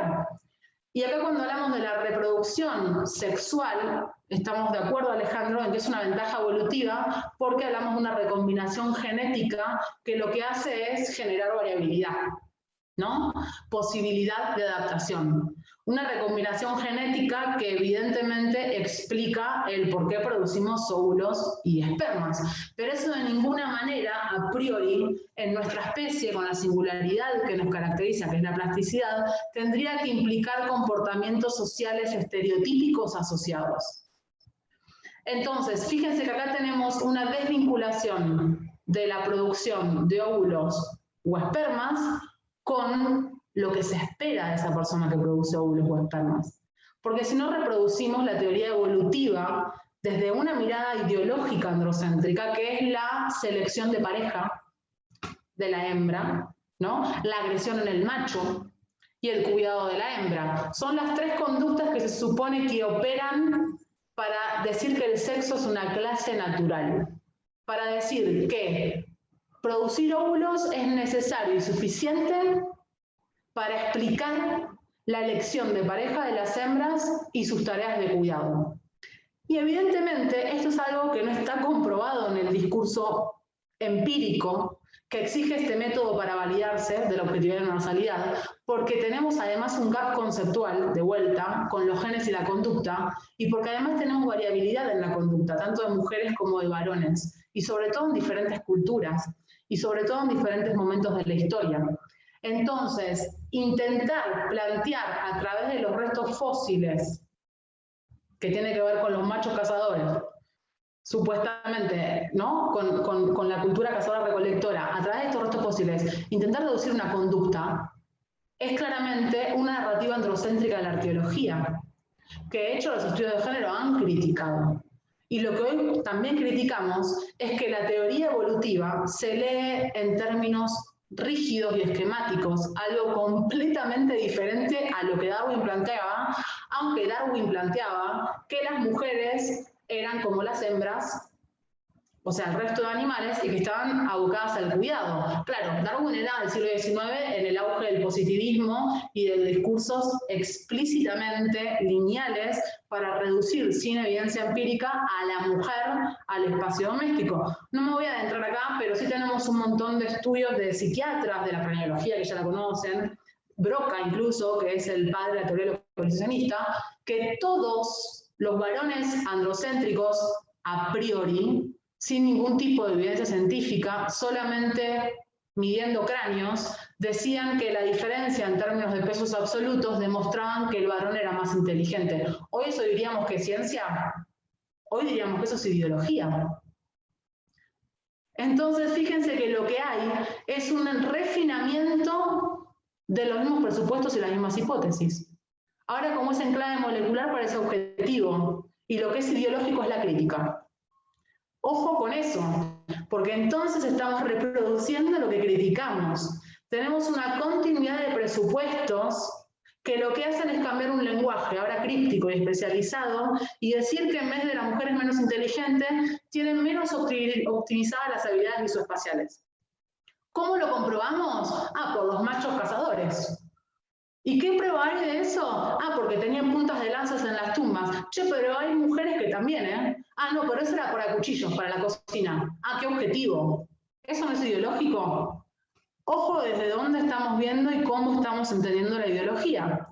Porque también reproducimos un discurso que llama ideología a los estudios críticos que justamente vienen a criticar la ideología androcéntrica, que es jerarquizada no solo en términos de sexo, también de raza. Entonces, ojo cómo estamos reproduciendo lo que criticamos.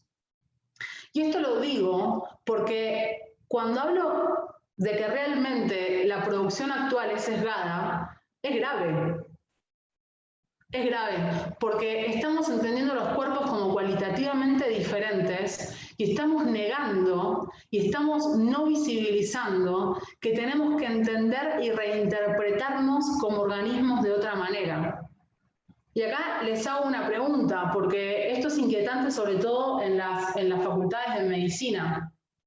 Porque como nos enseñan esta narrativa androcéntrica de los cuerpos cualitativamente diferentes, empezamos a entender que en realidad los cuerpos no están bien interpretados, que los cuerpos en realidad están leídos con una carga teórica previa, una carga teórica que viene a reafirmar la diferencia cualitativa para hablar de complementariedad inherentemente jerarquizada. No es que hay que desjerarquizar la complementariedad. La complementariedad es un sesgo producido para justificar la jerarquía. Y fíjense qué claro ejemplo les voy a dar. ¿Cuántas personas saben, medicina, cuántas personas saben que las personas con vulva tenemos próstata? ¿Hace cuánto tenemos próstata las personas con vulva? ¿Se inventó ahora? No. ¿Por qué tiene personalidad jurídica la próstata desde el 2013? ¿Cuánto hace que estamos viendo cuerpos? Ahí tenemos ideología. Ahí tenemos un problema. Ahí tenemos que el discurso de la complementariedad es el discurso sesgado e ideológico. ¿Por qué? Porque se produce para legitimar jerarquía, pero no existe. Entonces, ahora empezamos a hablar de la próstata, pero debe ser un vestigio evolutivo, de vuelta a reproducción ideológica. ¿Quién te lo dijo eso? Funcionalmente el tejido es equivalente al de las personas con pene. Histológicamente es equivalente. ¿Eyaculamos? Eyaculamos, claro que sí. ¿Cómo nos enteramos? Y cuando pusieron a un grupo de mujeres a masturbarse, porque se dieron cuenta que podemos masturbarnos, porque habilitamos la sexualidad. Fíjense todas estas narrativas cómo hace que neguemos el cuerpo. ¿Cuántas mujeres con vulva, porque hay mujeres trans que no tienen vulva, cuántas mujeres con vulva o varones trans con vulva, cuántas personas saben que las mujeres con vulva eyaculamos? ¿Cuántas personas acá con vulva eyacularon alguna vez? ¿Lo sabemos? ¿Alguna vez eyacularon? Eso es grave, porque no nos conocemos. ¿Por qué? Porque ahí vamos a la fenomenología. Nos enajenan de nuestra propia experiencia. La autoridad epistémica en esta tercera persona objetiva y neutral es la más ideológica de todas. Es la que justamente hace que yo no me experiencie ni siquiera. Y pienso que la eyaculación va a ser pis. Históricamente, ¿qué hicimos las feministas? Dijimos, no, esperen, esperen que acá esto no es pis, es un líquido diferente. Entonces, lo que tenemos que empezar a ver es que esta próstata funcional, que tiene una ubicación diferente a las personas con pene, pero histológicamente es equivalente, la tenemos muy pegadita a la uretra, esta próstata funcional, ¿qué impacto puede tener en el desarrollo de cáncer de útero? Porque como ni tenemos próstata, imagínate, ni siquiera me la tocan, no sabemos cómo está. ¿Cómo no sabemos que hay un devenir cáncer de útero que empieza por la próstata? Eso es ideología. Entonces, ojo de qué lado estamos poniendo la ideología. Y de vuelta, la complementariedad no es que existe, se produce para legitimar jerarquía. Desandar esa jerarquía implica revisar lo que sabemos, no es prender fuego todo y empezar de cero, tampoco es eso. Es ser críticas y críticos y de vuelta, la perspectiva de género es ver cómo estas relaciones sexogenéricas afectan la manera de entender los cuerpos, de interpretar los cuerpos, la salud y la enfermedad.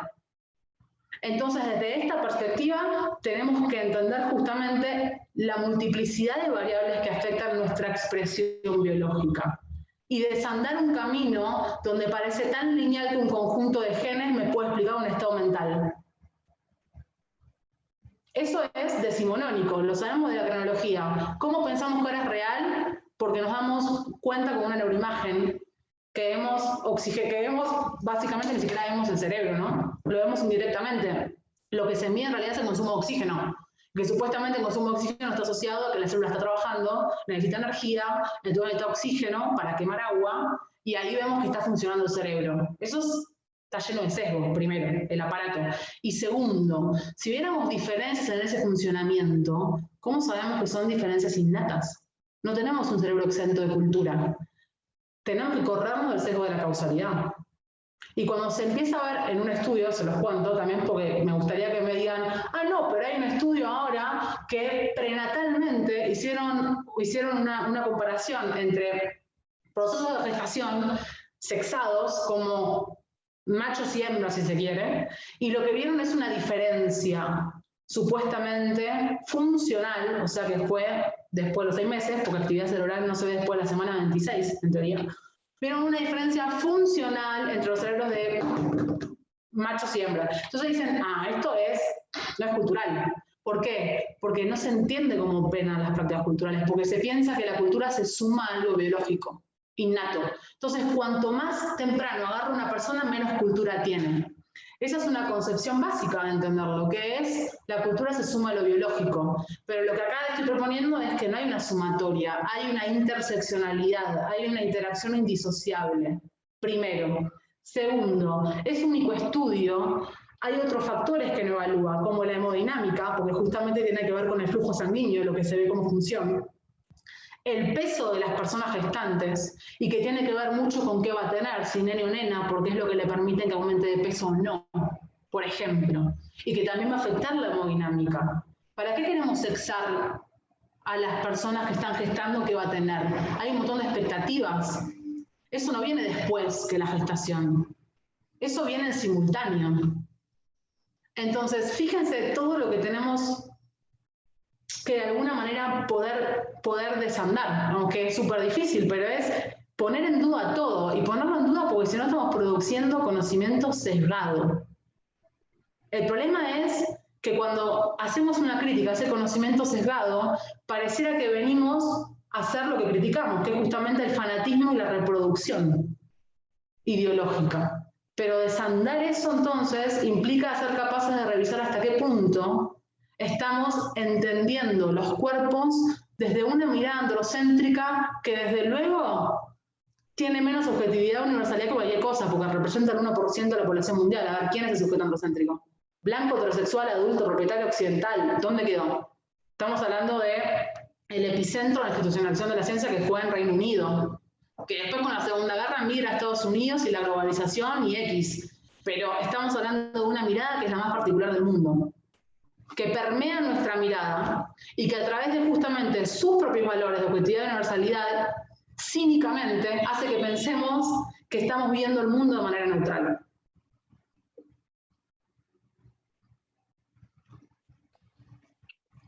Alejandra Arellano quería hacer un comentario. Sí. Hola, muy buenos días, o tardes ya más bien. Quisiera con un ejemplo, no sé si fuera aportación o duda, para poderme dar a explicar lo que estoy entendiendo. Bueno, yo imaginé una paciente que va, no sé, al servicio de ginecobstetricia, en donde es específicamente, ¿no?, para el género, o bueno, en este caso para las patologías que tienen vulva, ¿no? Para yo poder, no voy a hacer un cambio total o unificar los diferentes servicios o ramas para el estudio del cuerpo. Mi aportación, creo que como enfermera para mi paciente sería no especificar que porque tiene vulva está enferma, sino a lo mejor decirle, pues todos los seres humanos nos enfermamos, en esta ocasión te toca cuidarte a ti para poder pasar por ese ciclo de enfermedad al estar bien, ¿no? Sin juzgar, sin especificar que porque tiene vulva, ella se enfermó. No sé si el pensamiento es correcto. Gracias, Alejandra. No, para mí, o sea, yo estoy completamente de acuerdo con vos, como que nunca hay una explicación unicausal, ¿no? Hay una multiplicidad de factores y creo que pensar que uno es necesario y suficiente es falso, ¿no? Como que de alguna manera no hay un factor determinante, hay una multiplicidad de factores. Y sobre todo tenemos que pensar que hay un montón de enfermedades propias de nuestra especie. Entonces, muchas veces también inventamos tratamientos para las enfermedades que de alguna manera producimos, por muchos motivos, sobre todo lo de las epidemiológicas. Entonces, me parece completamente acertado lo que estás diciendo. Tiene que ver con un montón de factores. O sea, una genitalidad no va a determinar una forma de enfermar. Muchas gracias. El doctor Arturo de Jesús Alfaro, ¿quería comentar algo? Hola, buenas tardes. Solamente son algunas precisiones que quizá no entendí. En primero, veo que se utiliza indistintamente genitalidad, genitalismo y género. Y esto es un grave error conceptual, porque están utilizando cuestiones relacionadas con los genitales, atribuyéndoles a procesos de género, pues es un error conceptual muy interesante y provoca cierta confusión en quienes no estén muy adentrados en estos temas. Arturo, perdón, Sí. ¿me puedes repetir? Perdón, que no te escuché bien, se escuchó bajito. Sí. ¿Podrías repetirlo? Sí, miro que con mucha frecuencia se usan de manera indistinta, se utilizan de manera indistinta los términos genitalismo y género, que son dos cosas totalmente diferentes, ¿no? Y causa confusión entre la gente que no está muy adecuada a este lenguaje. Me parece, con todo respeto, que utilizar casos personalizados y tratar de generalizarlos es un error en cualquier estudio serio. Y me refiero a algunos de los ejemplos que se han dado entre todos. Entonces, los casos individuales son esos, son casos individuales y son excepciones a la regla, o podrían ser excepciones a la regla. O sesgar la información también es algo que puede ser bastante confuso, puede ocasionar confusiones, ¿no? Pensar que fue una conspiración malévola de un laboratorio en particular y con una ideología de género perversa, el caso del Solipem, pues me parece que es un poquito exagerado, ¿no? O sea, definitivamente se hicieron, o creo yo, que de otra manera no pudo haber sido aceptado, que se debieron haber hecho todos los estudios en relación con todas las transversalidades que funcionaron en este caso en particular y que se está utilizando de manera general, ¿verdad? Y que una de las cosas que se determinó es que la posibilidad, que la influencia hormonal con respecto a la cantidad de grasa que acumulan los cuerpos humanos femeninos en relación con los cuerpos humanos masculinos, la capacidad de vida media que tiene este medicamento en determinadas personas de acuerdo a sus niveles hormonales, etcétera, etcétera. O sea, todas estas transversalidades tuvieron que haberse estudiado y finalmente se definieron que algunas de esas transversalidades que son características del sexo femenino, pues bueno, hicieron que se haga esto. No es el único medicamento, le quiero decir, el más sencillo son las vitaminas. Usted puede encontrar que las vitaminas todas tienen diferentes formulaciones de acuerdo a si van a ser utilizadas en hombres, mujeres, niños, etcétera, etcétera. Niños o niñas, son diferentes. Superficie de masa corporal, índice de masa corporal, superficie de masa corporal, índice de masa corporal. En fin, hay muchas transversalidades que juegan en esto. Entonces, es un juego de palabras que me parece un poquito fuera de lugar. La otra parte en la que yo no quiero confrontar, definitivamente no quiero confrontar con usted, evidentemente yo me declaro incompetente para esa confrontación, pero hay que ser muy cuidadoso en lo que es la ciencia y en lo que es la especulación científica. Ambas tienen un valor y ambas tienen una razón de ser. Si nosotros hablamos de ciencia, estamos hablando de algo que se ha comprobado de manera sistemática y que de todas maneras tiene la posibilidad de cambiar más adelante en base a la especulación científica. Es decir, la especulación científica nos permite el avance de la ciencia, pero entender la especulación científica como un acto claro y estructurado de ciencia, pues también es un poquito aventurado. Esa es mi opinión. En este momento me parece, y con esto cierro, porque siempre me voy de lejos, en este momento me parece que la validez que tiene este tema de la incorporación total histórica que merece o que merecería uno de los géneros es totalmente válida, muy actual, coincido con ella, junto con usted voy en este sentido. Lo que no me gusta, y solamente es eso, cuestiones de gusto, lo que no me gusta es tratar de pensar, yo pensar, que existe una confabulación maléfica, histórica, que viene de esto, y que tenía como único objetivo visionar el futuro y hacer de uno de los géneros, en este caso, sí, y fundamentado en su genitalidad, el ser superior. Las adicciones también son comunes en muchas especies de animales, le comento, habría que leer un poquito a Gil para ver cuántos tipos de adicciones, a drogas incluso, están en animales. Hay algunos ejemplos que es el caso de mencionar, pero el gen alcohólico existe, conozco perfectamente bien muchísimos estudios, con mucho gusto en mi correo, si quiere yo le puedo ayudar en esto.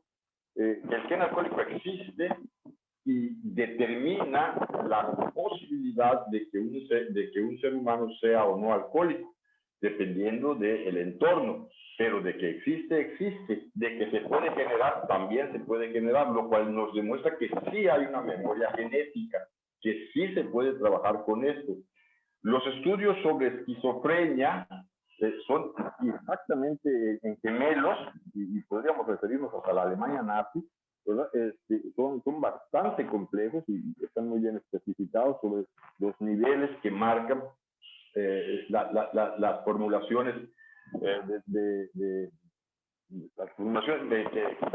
algunos elementos cerebrales que determinan esto, y que, si bien es cierto, y ahí sí está muy bien señalado, no tienen mucho que ver, no tienen que ver con la genitalidad, tienen que ver con el género. Sí, qué cosa más rara. En fin, yo le felicito, me parece que es una defensa férrea de una posición, además muy bien documentada, pero sí quería hacer esta precisión, sobre todo la de las variables y la de no utilizar casos muy específicos y tratar de generalizar. Gracias. Por otro lado, yo le felicito. Muchas gracias. Gracias, vamos a escuchar. No sé, Luz, si quieras que escuchemos otra pregunta. Muchas gracias, Arturo, por tu intervención. A ver, varias cosas. Comparto total lo de genitalidad y género, que es un problema porque de hecho se tratan como equivalentes en el ámbito biomédico, y eso supone obviar las prácticas de género y asociarlas justo con una genitalidad que pretendemos innata, ¿no? La predisposición. Por otro lado, no entendí bien la referencia a los casos específicos, porque a lo que me refería con el escorpión, que fueron 2 casos de mujeres, era justamente que se dio obvio porque tenían bastante bajo peso, pero lo que sí comprobó, esos 2 casos, lo que sí comprobaron, es que el peso era fundamental y que la dosificación mediante el sexo o unívoca, digamos, lo que generaba eran muchos efectos secundarios, porque no se estaba considerando una de estas variables que era fundamental. Entonces, fíjate que esos casos sirven para generalizar, que de hecho se hizo después, se sistematizó. Lo de las vitaminas no lo tenía claro. Y lo que sí es interesante es que esta distribución de grasa efectivamente tiene una distribución bimodal, pero no es dimórfica. Y ahí separamos genitalidad, ¿no? No solamente del género, genitalidad de otros factores, como pueden ser la altura, como puede ser la cultura. Y acá vamos a esta idea que hablabas, Arturo, que a mí me parece súper interesante, que es la diferencia entre ciencia y especulación científica. Yo quería señalar dos cosas.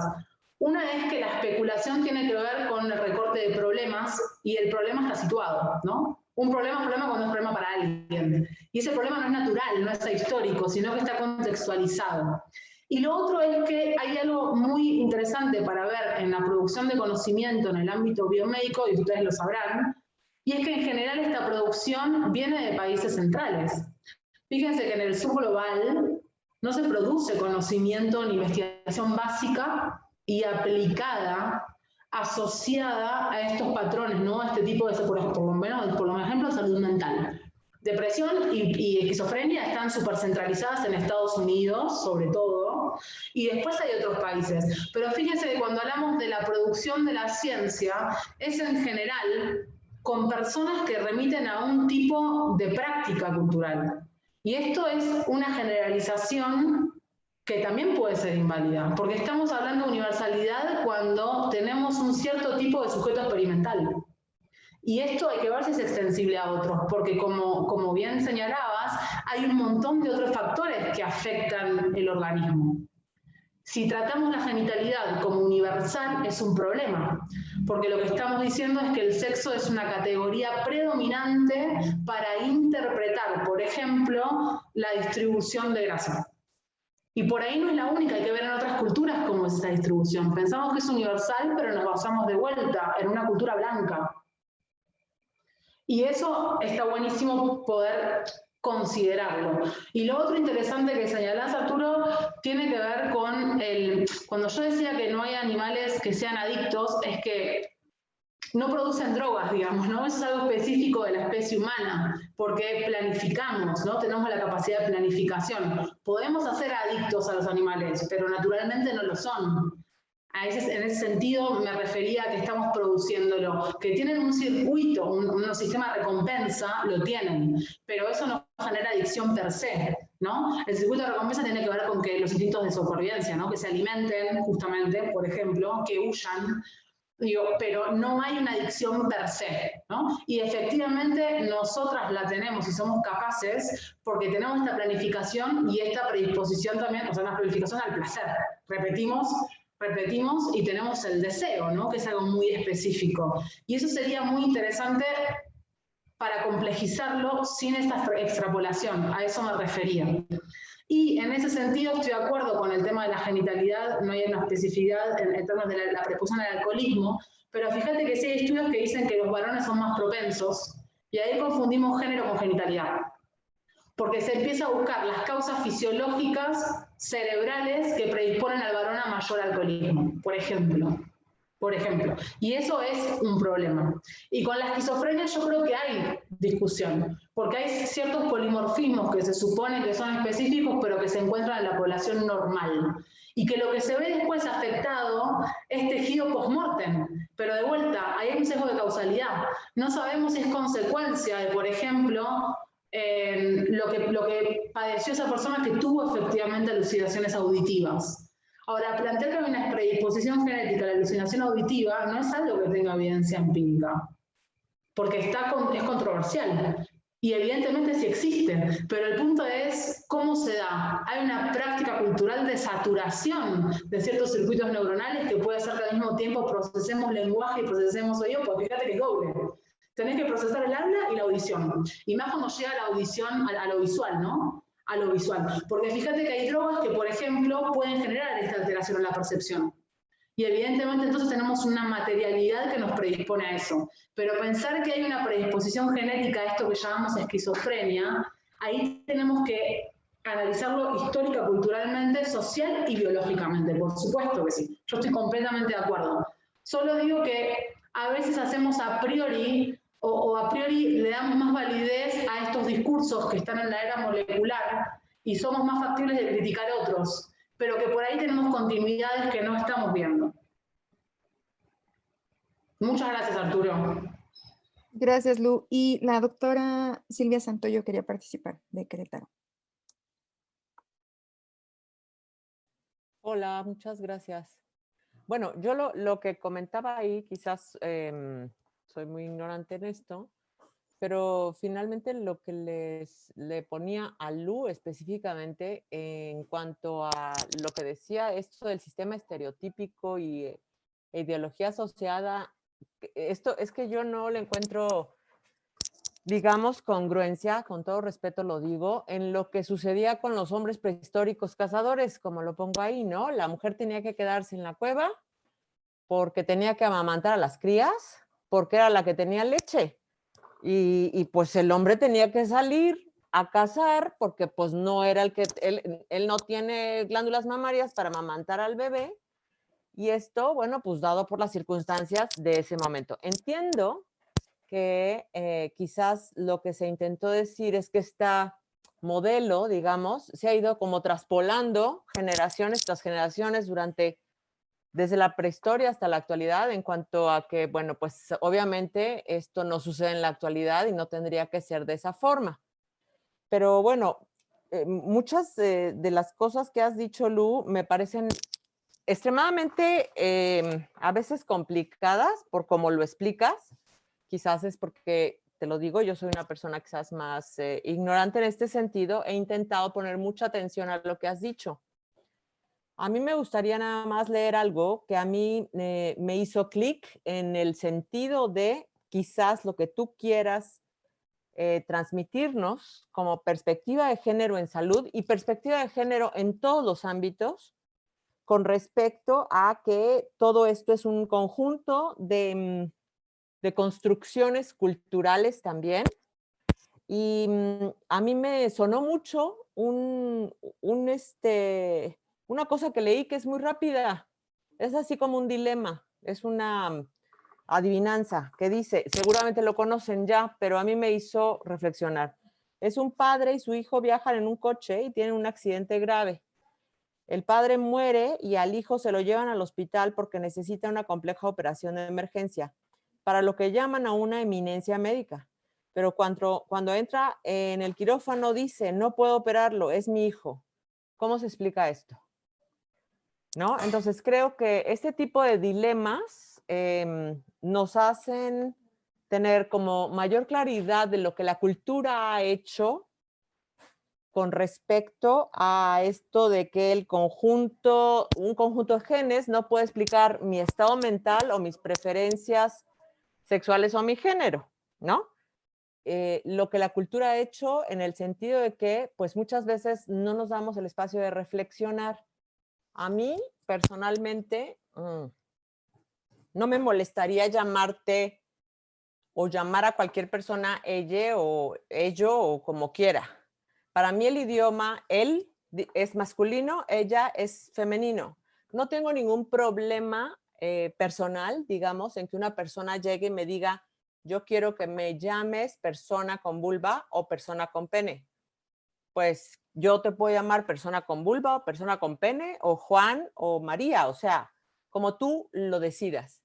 Pero no es una forma de expresión natural, digamos, y lo reconozco para mí, el utilizarla, aunque de alguna manera esta parte del adaptar el lenguaje a la, no sé si es a la perspectiva de género o al respeto a las personas que quieren tener esta diferencia, digamos, en cómo se les llama, pero esto del sujeto androcéntrico que es un varón, es heterosexual, es blanco, es occidental, pues la verdad nunca me lo había planteado y creo que el sistema de valores, estos que tú nombras son como esta dicotomía, tendría que, o por lo menos yo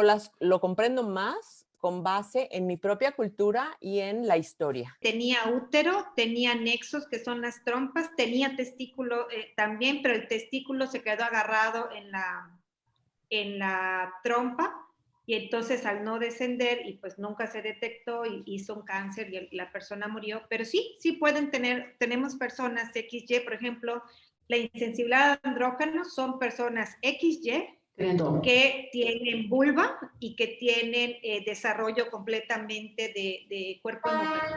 Y son catalogadas como mujeres. Son catalogadas como óvulos. Si hay tejido ovárico, se puede llegar a producir óvulos, y si hay un útero, por medio de medicamentos se puede llegar a producir menstruación. Muchas gracias. Pues al contrario, agradecemos mucho todas las aportaciones, por supuesto la generosidad de Lu por compartirnos su conocimiento. Y bueno, para nosotros era muy importante traer o incluir en este seminario este tipo de reflexiones, porque me parece que es imposible delinear estos aspectos éticos y bioéticos sin revisar este tipo de temas, y sobre todo el valor o la concepción, como recientemente estábamos platicando ahora, de la corporeidad, ¿no? Del cuerpo. Y también porque definitivamente considero y consideramos quienes armamos este proyecto del seminario que la práctica científica, la atención médica necesita justamente esta visión crítica de diversidad y estudiar esos efectos de la salud y las interacciones o las intersecciones en el ámbito de la salud. Y en este sentido también nos parecía muy interesante esta reflexión de dónde colocamos el foco y cuáles son las preguntas que nos estamos haciendo y cuáles son las que decidimos escuchar y las que decidimos obviar, ¿no? Que también tiene que ver con esto que nos señalaba Lu, que definitivamente es un ejercicio político también, a qué le damos voz y a qué mantenemos en silencio. Entonces, nos parece muy importante en ese sentido las preguntas, las metodologías que empleamos, sobre todo desde la bioética, como bien lo hemos dicho, que es un campo de reflexión plural, multidisciplinario. Entonces, abrirnos a esta reflexión y en particular para rastrear esas desigualdades que siguen operando en el ámbito de la salud. Entonces, ese es uno de los puntos más importantes, ¿no? Analizar la desigualdad y cómo opera en este ámbito de la investigación y la salud desde estas reflexiones tan potentes que nos convocan y que nos ha traído el día de hoy Lu para quienes estamos aquí presentes en este seminario. Entonces, todo mi agradecimiento para Lu por escuchar nuestras inquietudes, por responder siempre desde un lugar de amabilidad, de confianza, de respeto, y también a ustedes, por supuesto. Y no sé, Lu, si quieras comentar algo para finalizar. No, muchísimas gracias a ustedes por la atención, por las participaciones, por las intervenciones, y espero que tengan un bonito día y que sigamos compartiendo e intercambiando.